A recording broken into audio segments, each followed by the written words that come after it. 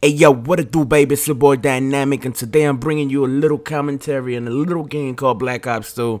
And what I want to talk about today is, I guess the title speaks for itself, a cure for everything. But let me get to the point of what basically made me get there and think about that sort of stuff or whatever. So the other day, I go to the podiatrist. I have an ingrown toenail that was hurting a lot.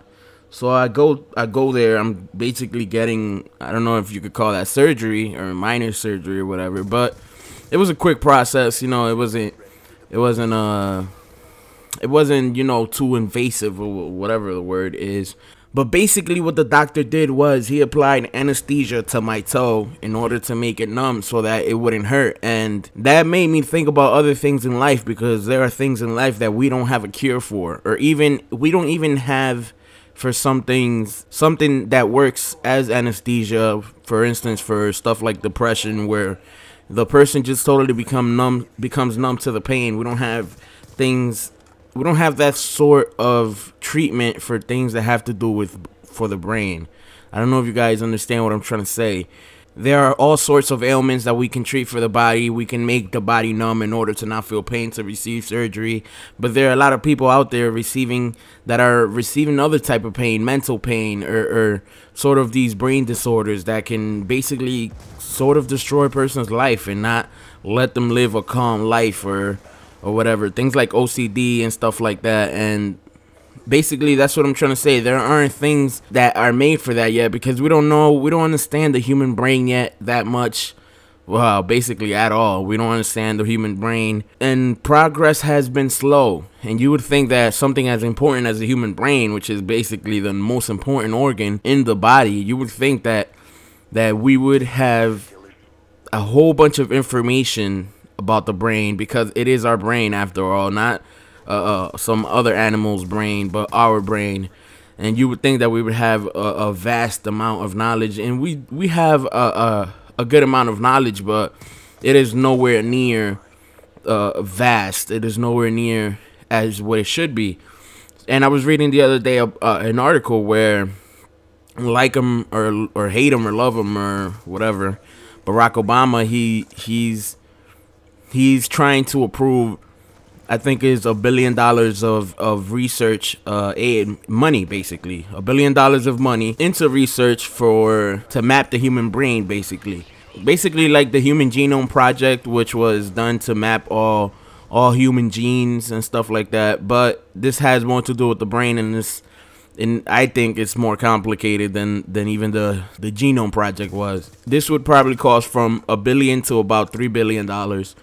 And I know a lot of you guys might think that that's a lot, but the military budget is $600 billion. And all it does is, I mean, a lot of you guys will say, oh, but that protects our country, or, you know, all that other stuff. But to me, most of that is just going into research to find ways to kill other humans faster. That's my opinion.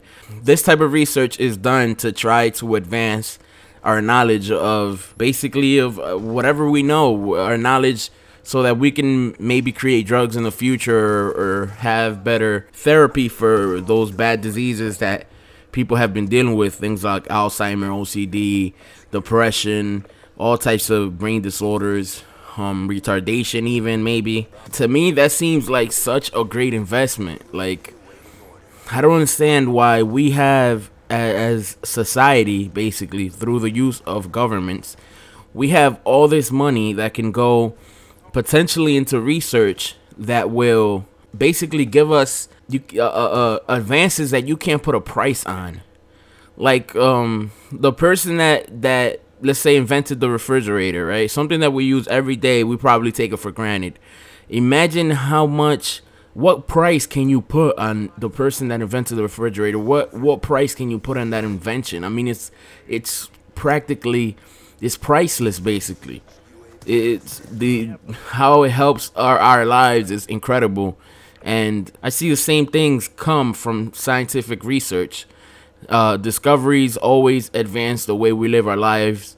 It improves our lives drastically, and I don't think you can put a price on that. And I think governments don't, especially the United States government, doesn't put that high of a price on actual research and the amount of good that that actually comes from it. Where my perfect world would be a world where about somewhere between 25 to 50% of all global GDP would be invested into scientific research. I'm that type of person that believes that at least 90% of all the things that have bettered humanity as a whole during the last 2000, since the beginning of time, most of the things, 90% of the things that helped human beings, maybe even more than 90%, came through science. They didn't come through government. They didn't come through the passing of laws. They came through science. So a cure for everything will only exist if science gets a stronger role in world government and has a stronger say into where the money goes and everything gets invested. Hopefully this bill will get passed. I hope it gets passed. I hope it doesn't get stuck in Congress. Until next time, guys, peace out, players.